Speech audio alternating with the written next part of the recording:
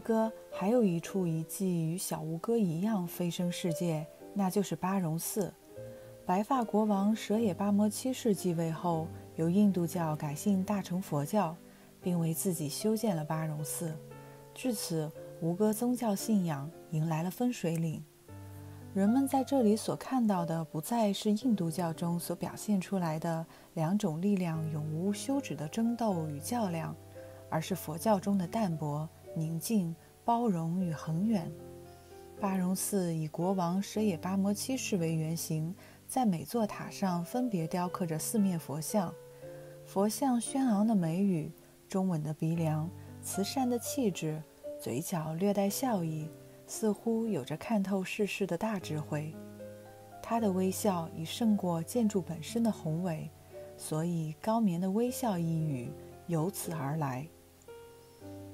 巴戎寺巨大的佛像林立，造成了一种空间的错觉，人在塔林中仿佛进入了一个几何方阵，仰头便见无处不在的微笑，哪怕只是从窗框露出小小的一角，也依然会与微笑迎头相遇。一直以来，人们在研究讨论佛像到底在笑什么。我想那也许是慈悲的笑，国王把自己化身成普度众生的菩萨，福佑他的4面王土与8方子民。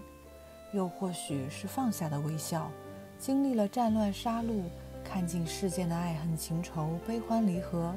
最后用着淡淡一笑化解所有恩怨，承载着最深的痛苦，将所有情感尽数埋葬。如果说蒙娜丽莎的微笑背后容纳的是一个女子的人生和透过她眼睛看到的世界，那么高棉的微笑背后容纳的却是一个王国的兴衰与东方佛教的宏大内涵。这些微笑安详而静谧，从容又纯净，仿佛有一种穿越时空与万物的力量，深深地留在了我的心里。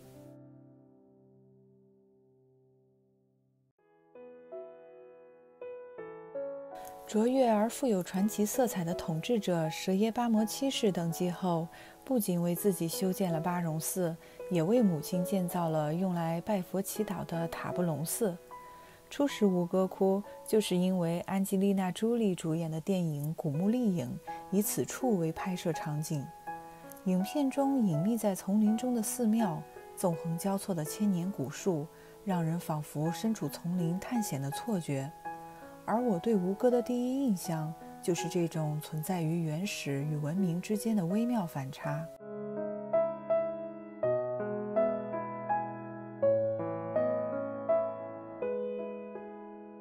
因柬埔寨国力有限，无法修复吴哥遗迹，于是联合国教科文组织让许多国家通过认领的方式来进行维修。塔布隆寺则是由印度认领的。印度人维修神庙的理念与其他国家有很大的不同，他们更加重视树木与石头的共生关系，所以并没有直接清理掉树根，而是尽可能地保留植物与石头的原生态。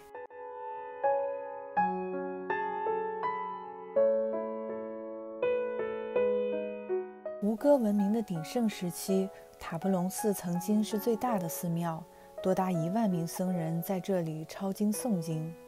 它辉煌过，但也随着王朝的没落而被人遗忘。在热带雨林中滋生出了这一张张实木共生的面孔。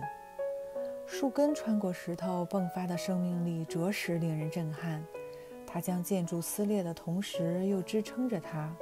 这种无法抵抗又缠绕交织的力量，虽散发着诡异的美感，但竟是那么的让我着迷。绿色爬上巨石，又从植物的根茎里蜿蜒伸展，化成勃勃生机，直指蓝天。原来一颗种子的爆发力足以撼动坚不可摧的石头。午后突如其来的阵雨，混着树木、青苔和泥土味儿，我似乎能感受到草木生长的微弱情绪，隐藏在自然界的巨大生命力，以及神庙正持续崩塌的宿命轮回。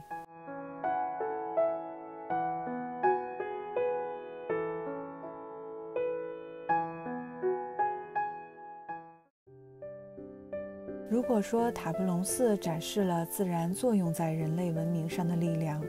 那么崩密列则展示了时间摧毁人类文明的力量。在吴哥的建筑群中，一些较大的宫殿都在各国的帮助中进行或者已经完成了重建，但是崩密列是唯一一个因损毁严重，虽规模庞大，但完全没办法修护的寺庙。崩密列位于吴哥古迹以东40公里，也许是因为路途遥远并残破不堪，旅行团很少来参观。这里比起被大量游客包围的塔布隆寺，尽管有着异曲同工之妙，却更像是个失落的世界，充满了隐秘的残缺之美。所以请千万不要因为路途遥远而错过了它。建筑的坍塌使得正常的游览线路受阻，于是我们沿着后人修建的架空木板栈道，像最初发现遗迹的探险家一样，在石头间小心翼翼地迂回前进。寺庙的神秘气氛在森林深处弥漫着，阳光穿过树缝，悄悄地从残破的屋顶流进庙宇内，如精灵般轻舞游走，触摸着无头神像和浮雕中的神奇。满目的残垣断壁在光与影中默默无语地诉说着它的故事。可见再多的人工之力都无能抗衡造物主的力量。那冥冥之中的手依据自己的心意，将这里改造成了另一番模样。但就是这副模样，在我心里却透着别样的美，一种可以重生的美。而且重生后可以美到怎样的程度，需要自己去观察这里的一草一木、一石一土，从中寻找到答案。所以在每个人的心中，崩密列的前世今生、重生往事都是不一样的，这正是我钟情于此处的原因。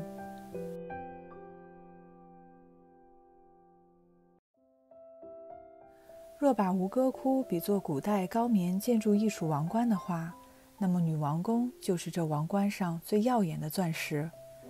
在吴哥，女王宫是一个特殊的存在，有别于之前走过的所有遗址。虽占地面积不大，建筑也不宏伟，但是一砖一石，无不处处透着秀气与精致。再加上整个建筑全部用红色砂岩建造，那粉粉红红的色泽在灰白一片的吴哥遗址中，就真真如一位精致秀气的女子般的存在。我想也许就是因为这样，所以这座本是祭祀湿婆神的神庙才会被安了这么一个风马牛不相及的名字吧。虽然与巴戎寺的雄伟壮丽、小吴哥的庄严肃穆相比，女王宫显得有些小家碧玉了，但这里却有着整个吴哥最精美的雕刻。从门框到立柱，从窗棂到墙壁，整个建筑几乎从头到脚都被雕刻了一遍。工匠将极尽奢华的技法全部运用到装饰上，刀工流畅细腻，造型繁复圆润，像拥有柔软的编织技巧，把画面变得生动。在吴哥的其他遗址，我一直在不停地感叹，但在女王宫却只想慢走静观，因为这里精致神秘的让我不想出声。我感受到的是不同于小吴哥的那种震撼的美，而是一种缓缓流动的美，让人不自觉地慢下来，仔细地看，穿过一道道的门，仿佛穿过尘封的岁月。回想起蒋勋老师是这样形容这些浮雕的：像波斯的织毯，像中国的丝绣，像中古欧洲大教堂的玻璃花窗，像闪动的火焰，像舒卷的藤蔓，像一次无法再记起的迷离错综的梦，真的是句句戳心。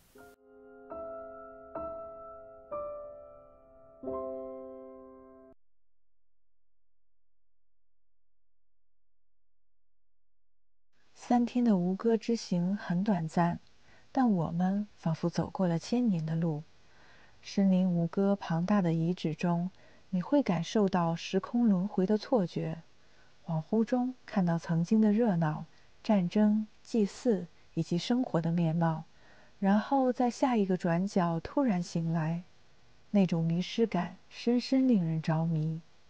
辉煌的王朝盛世饱受战争瘟疫的无情吞噬，淹没在热带丛林里，成为历史的尘埃。一个文明的毁灭总让人扼腕痛惜，但吴哥的美是永恒的，那是一场沉淀下来的无比浩大而又细节丰富的美，是浸透着岁月的厚重，有信仰雕琢出的，在千年旭日下熠熠生辉的至美。这种美，从你最初见到它的那一刻，直到你离开时回望的那一眼，充斥在你的整个旅途中，甚至能刻画在你回想时的每个画面里。从文艺复兴到现在大概500年的时间里，世界的强势似乎一直是欧洲，所以有了欧洲人主导了世界文明的观点，于是我们总是向往罗马，向往巴黎。但古老的东方智慧穿越时光，也依旧带给我们了无尽的思考和感动，这些都是照片和文字永远无法记录的。亚洲的文明之光同样照亮了人类历史的天空，璀璨夺目，震撼人心。我想，就算走遍全世界，也会沉醉于这一切，并难以忘怀。